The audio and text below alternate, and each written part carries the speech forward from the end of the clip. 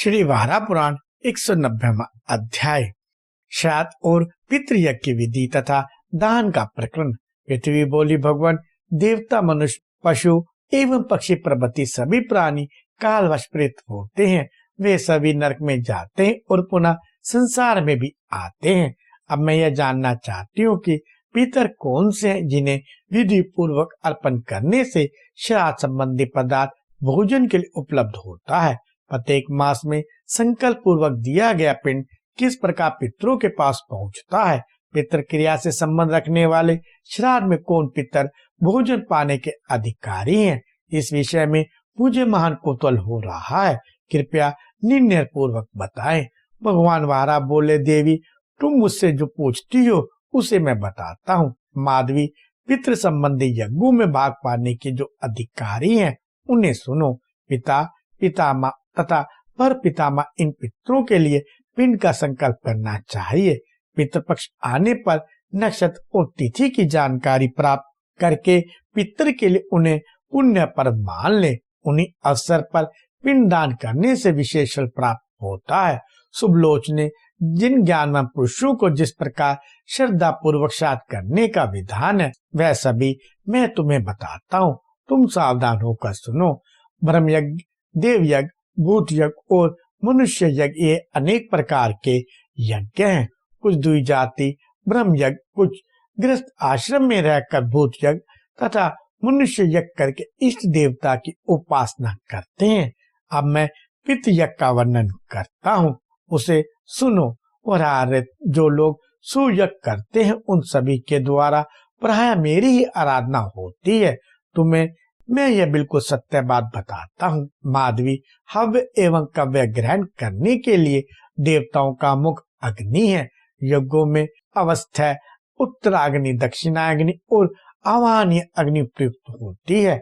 इन सभी अग्नियों में मैं ही व्याप्त हूँ एवं समस्त कार्यों तथा देव यज्ञों में भी पावन रूप से मैं ही अवस्थित हूँ। देव तीर्थ में भिक्षुक, वानप्रस्थी और सन्यासी इनका सत्कार करना उचित है, किंतु श्राद्ध में इन्हें भोजन नहीं कराना चाहिए, क्योंकि देवताओं के निमित्त ही इनकी पूजा करने का विधान है।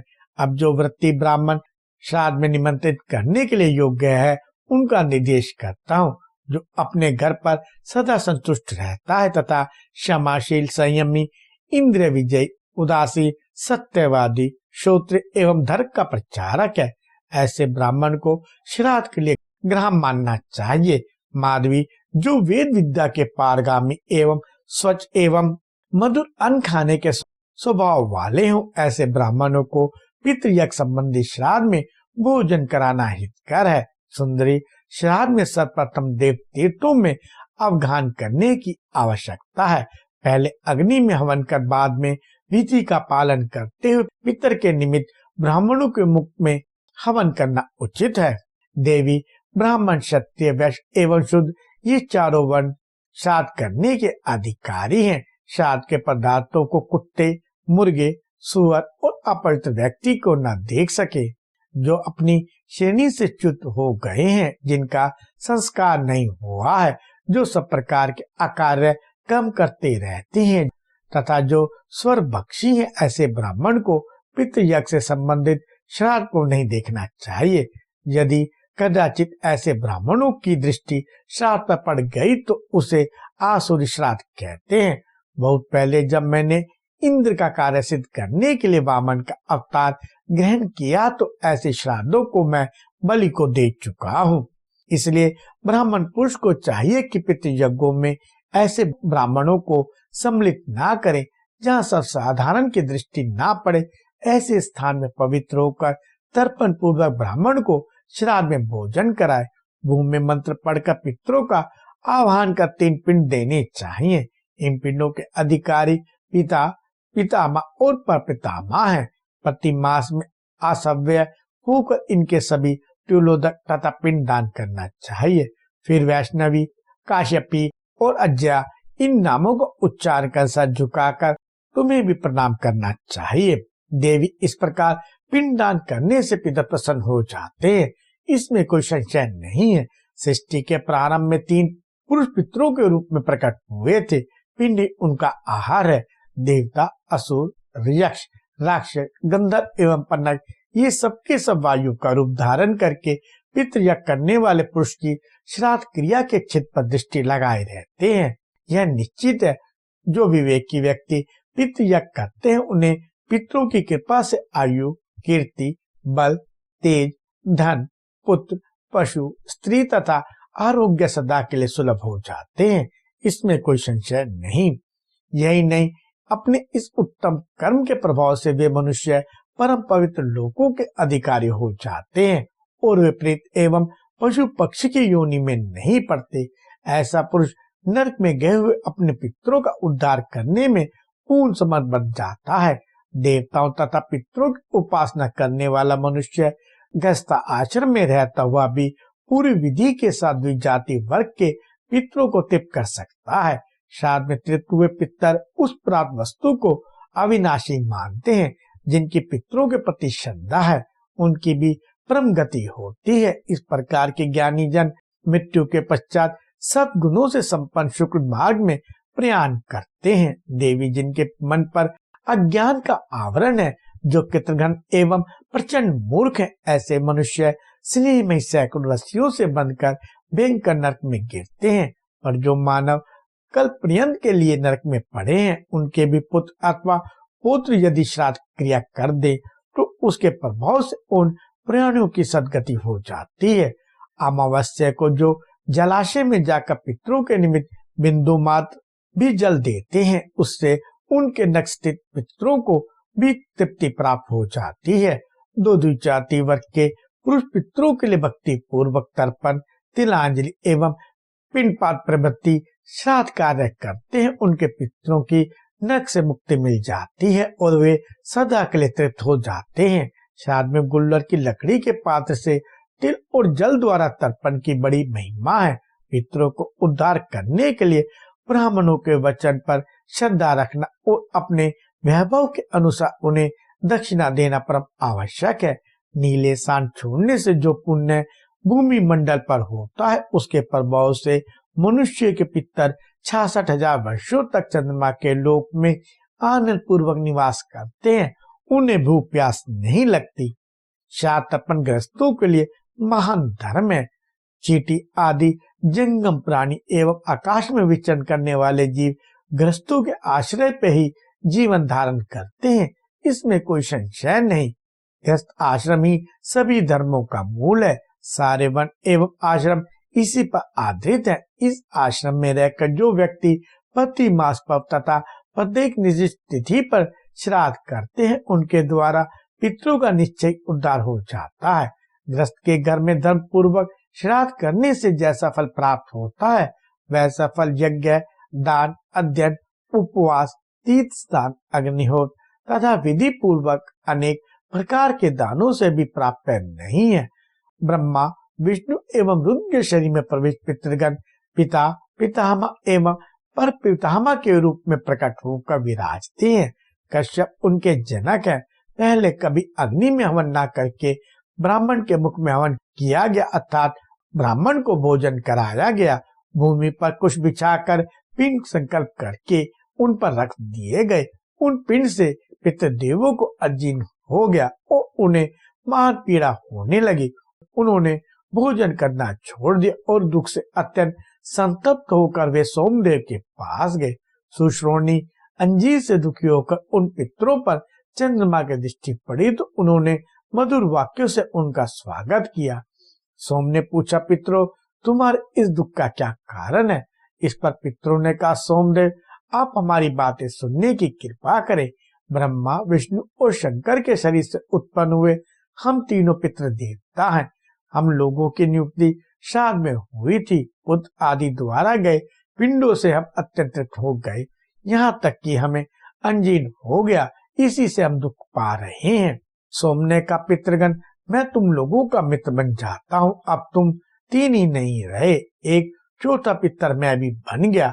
अब हम सभी ऐसी जगह चले जहाँ हमारे कल्याण होने की संभावना हो। वसुंधरे सोम के इस प्रकार कहने पर वे पितर उनके साथ सुमेरु पर्वत के शिखर पर गए, जहाँ पितामह ब्रह्मा जी ब्रह्म ऋषियों द्वारा सेवित एवं सुशोभित हो रहे थे।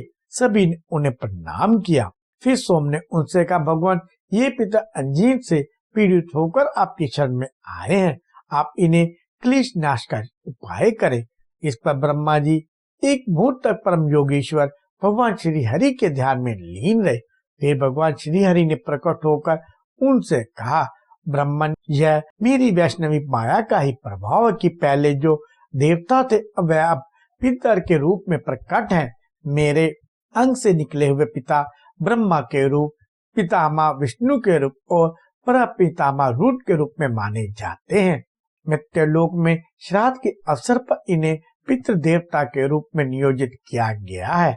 ब्राह्मणों के हितार्थ विष्णु माया की आज्ञा से प्रजा इन्हें पितृयज्ञों से तृप्त करती है। अब मैं इनके अंजीन दूर होने का उपाय बतला रहा हूँ। धूमकेतु और विभावसु नाम के शांडिल्य मुनि के दो तेजस्वी पुत्र हैं। मानव मात्र के लिए यह कर्तव्य है कि वे श्राद्ध करते समय पहले अग्नि का भाग देकर शेष पिंड उन तेजस्वी विभावसु के साथ ही पितरों को अर्पित करें। पर प्रभु के इस कथन पर ब्रह्मा जी ने मन ही मन हव्यवाहन अग्नि का आह्वान किया। उनके स्मरण करते ही सर्वभक्षी अग्निदेव उनके पास आए। अग्नि का शरीर प्रचंड तेज से उद्दीप्त हो रहा था।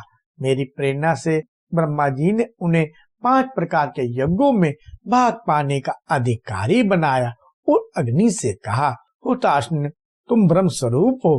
पितरों के निमित्त श्राद्ध में दिए गए पिंड के भाग में ओम अग्ने कव्यवाहनाय स्वाहा इस मंत्र द्वारा सर्वप्रथम तुम्हें ही भाग पाने का अधिकार दिया जाता है। तुम्हारे बाद मरुगण सहित देवता भाग प्राप्त करने के अधिकारी होंगे। तुम सभी के ग्रहण कर लेने पर साथ का अन्न पितरों के लिए पथ्य स्वरूप हो जाएगा और सोम सहित पितर उसके अधिकारी होंगे। वसुंधरे, ब्रह्मा की इस व्यवस्था से अग्नि देवता एवं पितर श्राद्ध के भागी बने। तब से अग्नि एवं सोम के साथ पितृयज्ञ में सभी का पितरों के साथ भोजन करने का सदा के लिए नियम बन गया।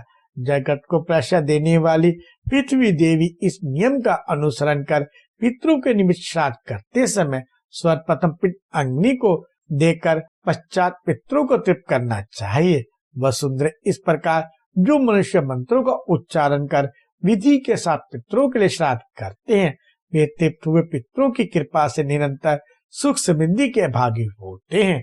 देवी, अब श्राद्ध की श्रेणी में जो निंद है उन ब्राह्मणों का विवेचन करता हूँ। नपुंसक, चित्रकार, पशुपाल, कुमार्गी, काले दांत वाला, कन, एक नेत्र से रहित, लंबोदर, नाच करने वाला, गायक, कपड़ा रंग का जीविका चलाने वाला, वेद विक्रयी, सभी वर्णों से यज्ञ कराने वाला, राजा का सेवक, व्यापार के निमित्त खरीदने एवं बेचने वाला, ब्रह्म योनियों में उत्पन्न, निंदक, पतित, संस्कार रहित, गणक, गांव में घूमकर याचना करने वाला, दीक्षित, कांड पृष्ठ, शास्त्र लेकर घूमने वाला, सूदखोर, रस विक्रेता, वैश्य की वृत्ति से जीविका चलाने वाला, चोर, लेखकार, याजक, शोंडिक, शराब बनाने वाला, गोरिक, गेरो वस्त्र पहनने वाला, दम्भी, सभी वन से संबंधित कार्य में रख तथा सब कुछ बेचने में तत्पर, ये सभी ब्राह्मण श्राद्ध कर्म के लिए निंद माने जाते हैं। इन्हें पितरों के निमित्त श्राद्ध में भोजन नहीं कराना चाहिए। पंडित समाज का कथन है, जो जीविका के निमित्त दूध चले जाते हैं, रस बेचते हैं तथा दूध एवं तिल विक्रयी है, ऐसे ब्राह्मणों के श्राद्ध में सम्मिलित हो जाने से वह श्राद्ध राजस्व हो जाता है। देवी, इसके अतिरिक्त मैंने जिन निंदित ब्राह्मणों को बताया वे सभी ब्राह्मण राजस हैं। माधवी, श्राद्ध संबंधी कर्मों में पितरों के लिए पिंडदान करते समय ऐसे पंक्ति दूषित ब्राह्मणों का दर्शन तक नहीं करना चाहिए। यदि ऐसे ब्राह्मण श्राद्ध में भोजन करते हो और उन पर श्राद्धकर्ता की दृष्टि पड़ गई तो उसके पितर 6 महीनों तक दारुण दुख उठाते हैं। वसुदेव, यदि कहीं ऐसी त्रुटि हो जाए तो श्राद्धकर्ता और भोक्ता दोनों के लिए आवश्यक है कि वे यथाशीघ्र प्रायश्चित करें।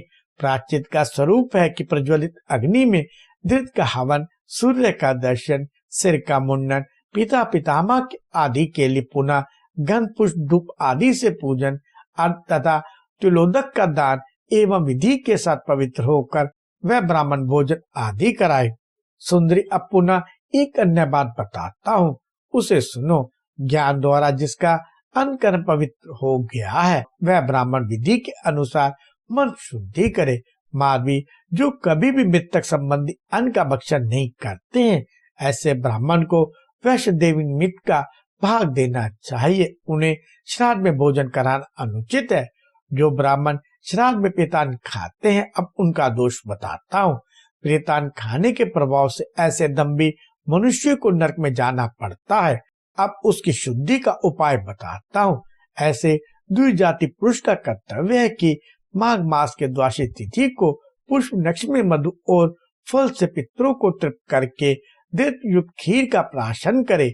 मुझे पवित्रता प्राप्त हो जाए, इस संकल्प से वह कपिला गाय का दान करे तथा अपने कल्याण की अभिलाषा से पितृश्राद्ध संपन्न कर युगम ब्राह्मण को भोजन कराकर विसर्जन करना चाहिए। विशालाक्षी अमावस्या तिथि को धन धावन करना प्राय सभी के लिए निषिद्ध है।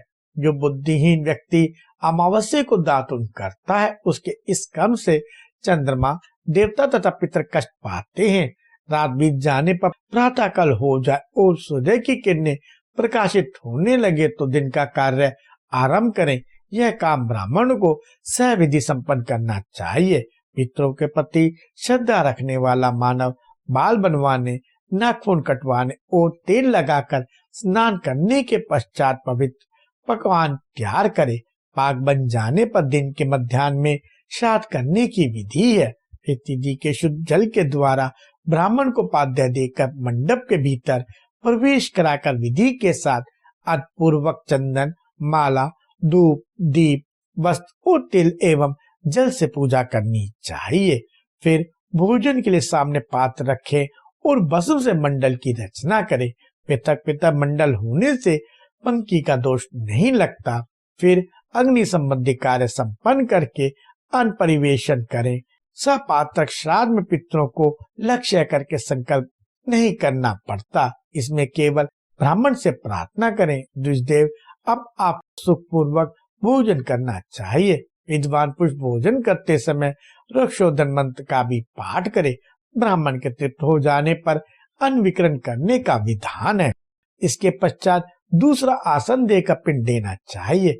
भूमि पर कुश बिछाकर दक्षिण की ओर मुख करके पितामह और परपितामह इन पितरों के लिए पिंड अर्पण करे। फिर अपनी संतान में वृद्धि होने के उद्देश्य से विधि पूर्वक उनकी पूजा करे। पूजा के अंत में ब्राह्मण के हाथ में अक्षयोदक देना चाहिए। जब ब्राह्मण संतुष्ट हो जाए तो स्वस्तिक वचना पूर्व विसर्जन करे।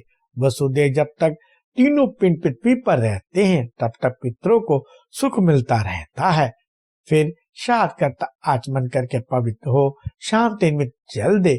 फिर जहाँ पिंडपात हुआ है उस भूमि को वैष्णवी, काशपेयी और अक्षय इन नामों का उच्चारण कर सर झुकाकर प्रणाम करे। पहला पिंड स्वयं ग्रहण करे, दूसरा पत्नी को दे और तीसरा पिंड पानी में डाल दे। फिर प्रणाम करके पितरों एवं देवताओं का विसर्जन करे। इस प्रकार पिंडदान करने से पितृदेव प्रसन्न हो जाते हैं, इसमें कोई संशय नहीं।